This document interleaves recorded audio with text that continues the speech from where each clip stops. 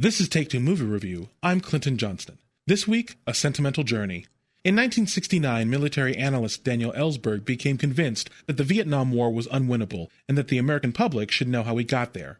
In 1967, he had worked on a classified assessment of America's involvement in Vietnam from Eisenhower to Nixon, a secret history of U.S. government hubris, miscalculation, and malfeasance. In 1971, he leaked copies of his report to the New York Times.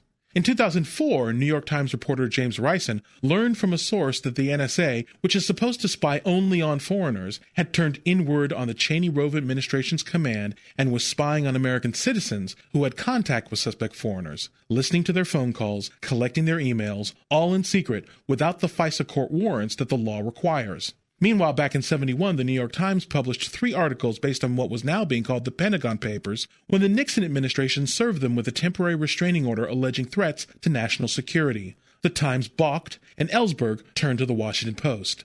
They published, ending both the Times and the Post in front of the Supreme Court. Now, today, in 2018, we have Spielberg and his DP Janusz Kaminski, writers Liz Hanna and Josh Singer, and a powerful cast helmed by Tom Hanks and Meryl Streep giving us The Post, a film about the moment when the Washington Post went from being a struggling local paper owned by an untested socialite to one of America's most important sources for political news. But why?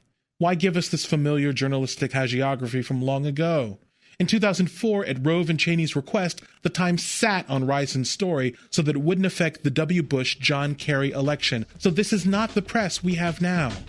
Maybe that's why. This has been Take Two Movie Review. I'm Clinton Johnston. Catch up with us at TakeTwoMovieReview.com and feed us back on our page on YouTube.